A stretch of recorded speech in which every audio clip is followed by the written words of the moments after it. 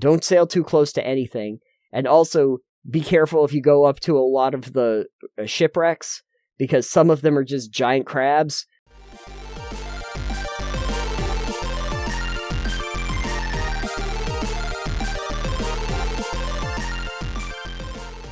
Recently, I played Dredge, because I played Dave the Diver, and there's a Dredge DLC for it that's free. And then I was like, oh right, Dredge, I never played that. So then I got Dredge, and I had to play that through. So, anyway, long story short, I powered through it. I played for like 19 hours, and I got... When you say I powered through it, it makes it sound like you did not enjoy your time with it.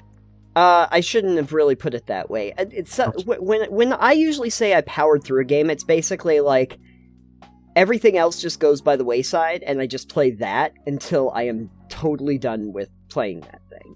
Gotcha. Like, I get tunnel vision on a game, and it's like, this is the only thing I'm playing until I am so done with this game that I probably will never pick it up again. Like, that. Dredge is one of those games. Dave the Diver was also one of those games. I basically couldn't play anything else till I was, like, done with that. Dredge was the same thing, and I needed to see it through to the very end. It is a very interesting game. It's like a Cthulhu-inspired... It has definitely Lovecraftian elements in that you're in these sea shanty villages with these, like, kind of monsters and aberrations that are around in the game world. It takes place solely... Like, the game takes place solely in a boat. You're in the boat for the entire time. You're never on land, except when you're interacting with people. Just like Skull and Bones. Just like Skull and Bones. Well, actually, no. I think Dredge was a better deal. I would definitely recommend Dredge over Skull and Bones, yes. Even though Skull and Bones has places where you do actually make landfall and walk around towns and stuff. It didn't need it, but Skull and Bones is a whole other... We'll do that. Maybe at some point we'll talk about Skull and Bones. But Dredge is a game where basically there are ports of call, and you can interact with some of the people there, but all the gameplay is in the ocean. And the idea behind it is that you're going out into the world, you're collecting a lot of fish, and you can sell them, you find artifacts, and the overarching story is to locate like these 4 precious artifacts that this guy wants, so that you can go and stop the big ethereal thing that's out in the water. And it has a one mechanic that I think is really interesting that I wanted to discuss, which has a lot to do with the day-night cycle. This has that. Pretty quick day-night cycle, I'll actually say. It does not take long for you to go from one to the other, and a lot of actions require considerable time into it. As night falls, you start to accrue something they call panic. I usually kind of think of this almost as like a sanity meter, which has been in a few different kinds of games. But the panic meter is basically that you're out in the dark, you can equip yourself with some lights and stuff, but they aren't everything. You're still going to start to accrue them. And the panic starts setting in. It's represented by an eye getting bigger and bigger and more bloodshot. And as that happens, stuff in the world starts happening that normally doesn't happen.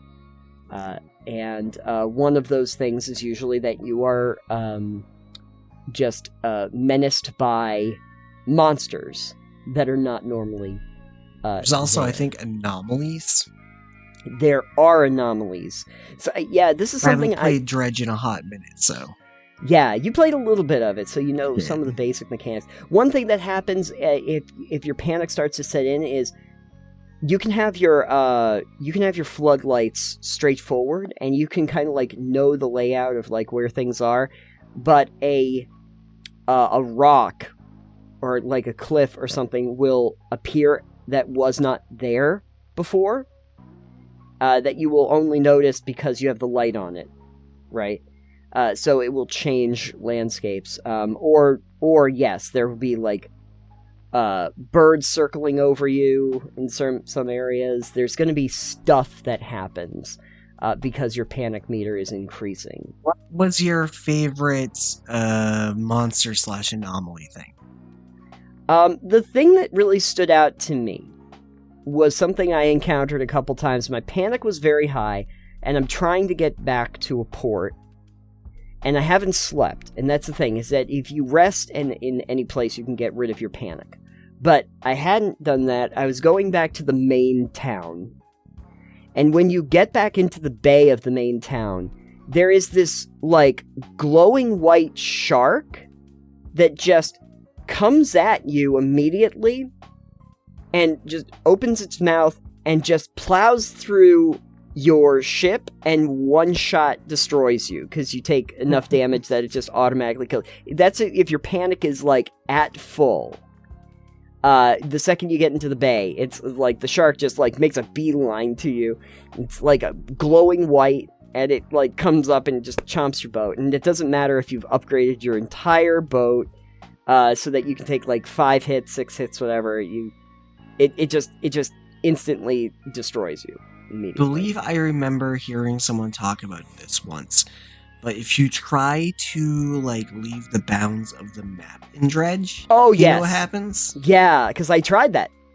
That. And a giant-ass sea monster just comes out and just eats your boat, basically.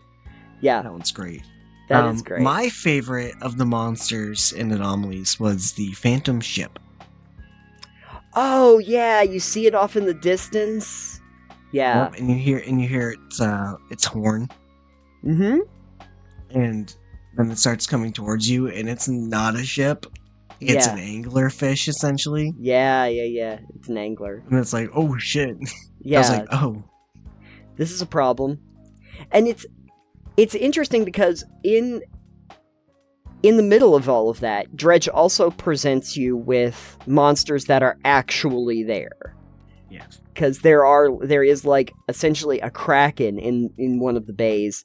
There are, like, big fish that will try to just wreck you, and monsters in the swamps and stuff that will attack you, even if you don't have panic. So you're always aware that these things are out there.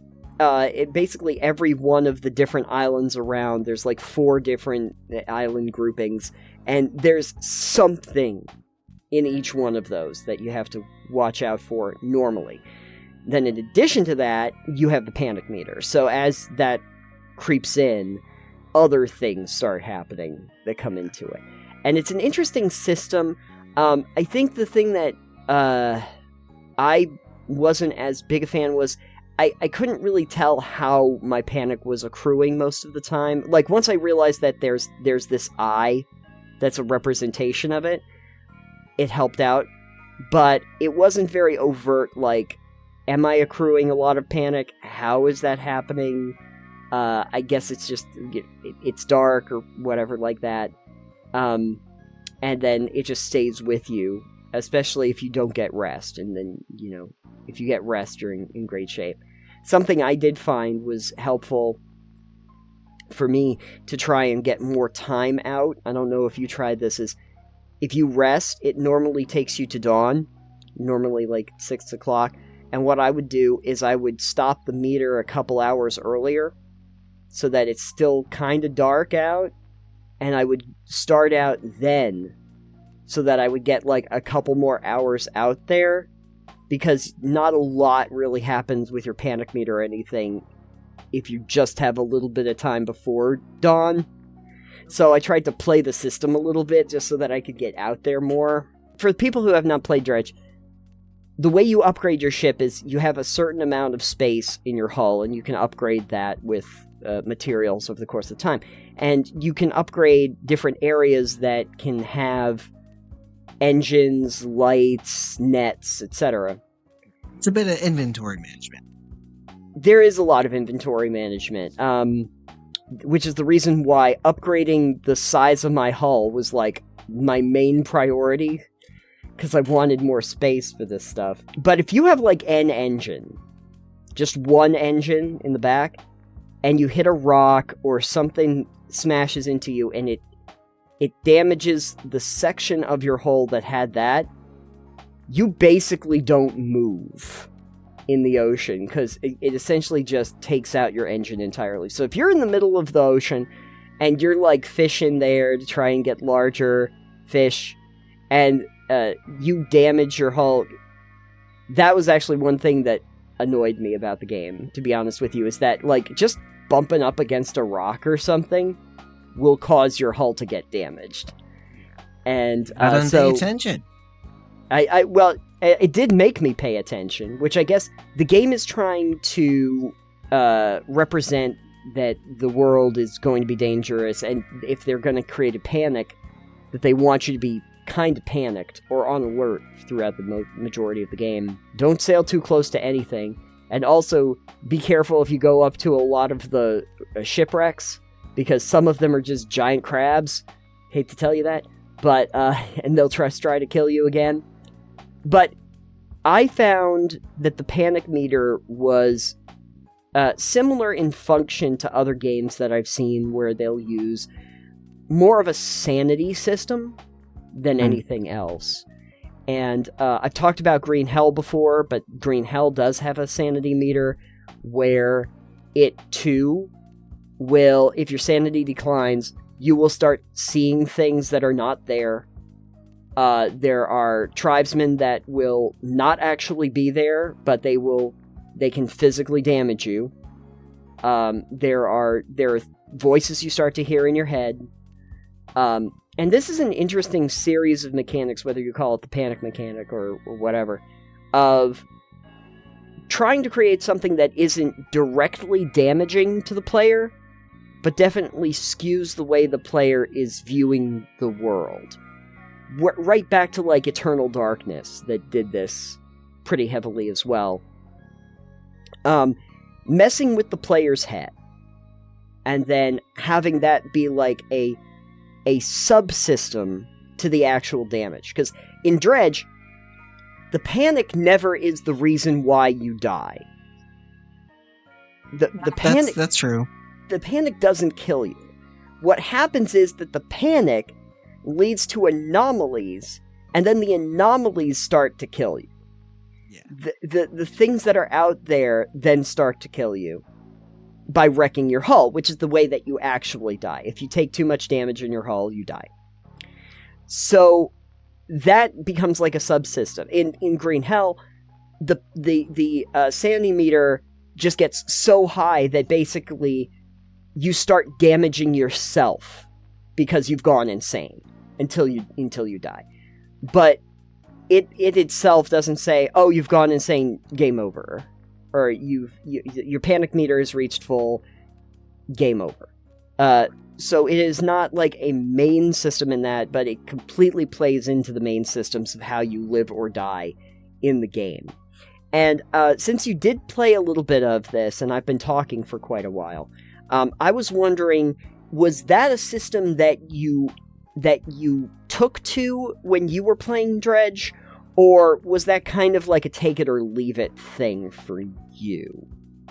The panic system? Yeah. I didn't mind it, especially because you would gain more panic at night, and then if you had your lights off, you'd gain it faster. Oh yeah. But you could also find better fish to sell at night. Yeah, I think aberrations happened more often at night too. Yeah. And there are some fish you had to fish at night in order to complete quests and stuff. Yeah.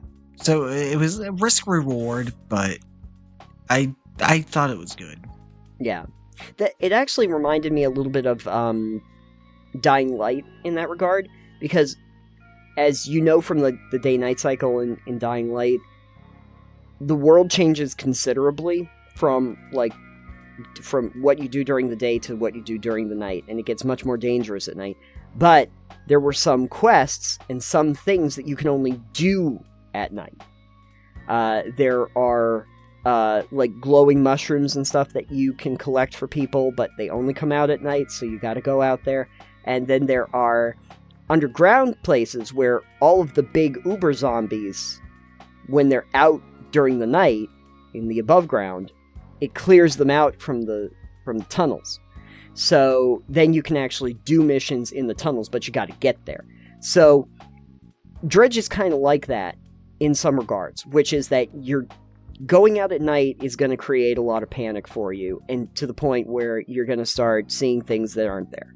But there are some rewards and benefits and even some missions and quests to get certain things that you need to do during night in order to make that happen. So I liked the idea, and this is a neat thing, especially with day-night cycles, that the game really changes, like considerably changes how you interact with it during one part of the time that you're playing and then during the other part of the time.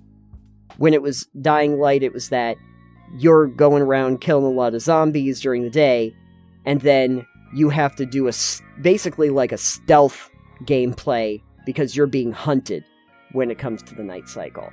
With Dredge, it's that during the day, everything's good and fine, and I'm going out and fishing. Second nighttime comes in, though, you're on a meter.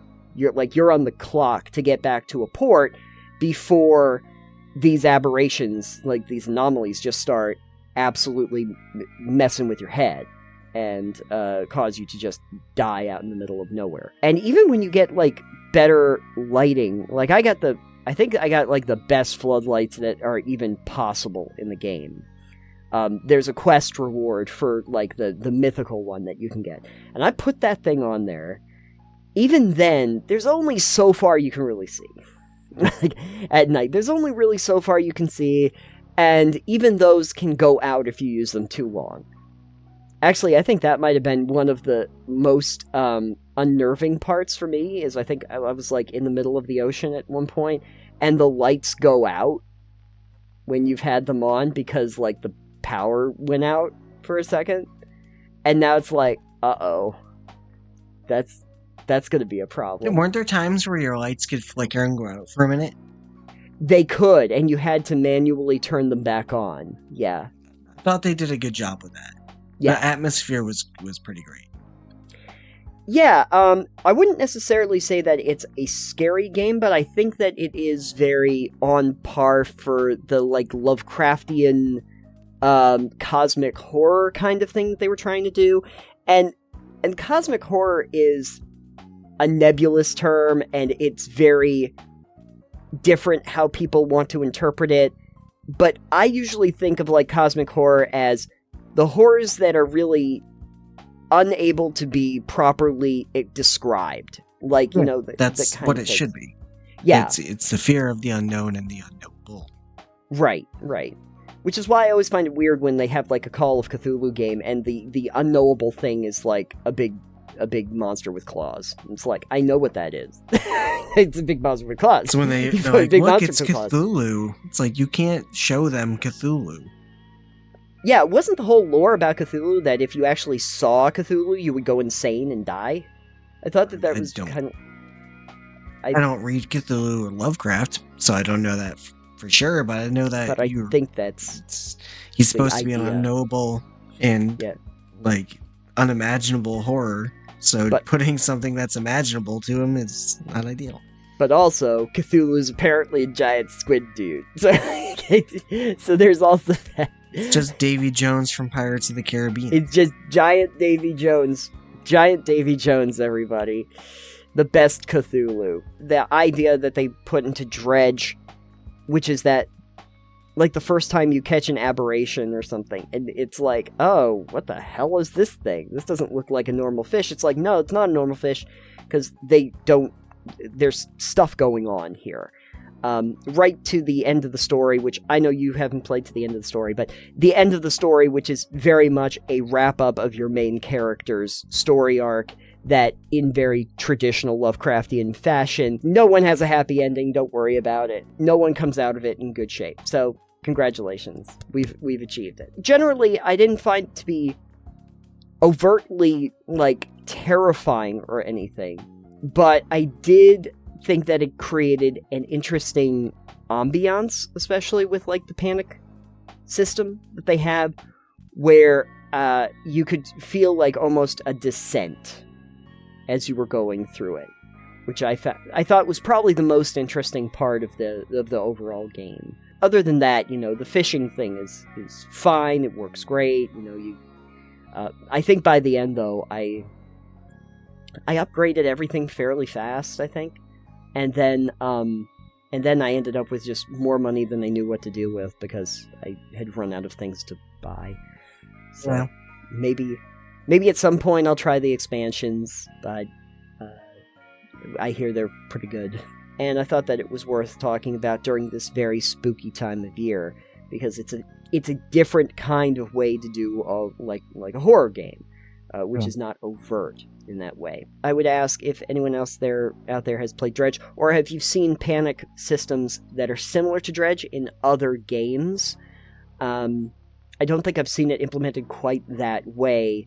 The closest examples are the ones that I gave, like a dying light with the day-night cycle, or with like a green hell that has a sanity system. So, but you can let us know in the comments down below if there's something else similar to that. Maybe I'll check it out.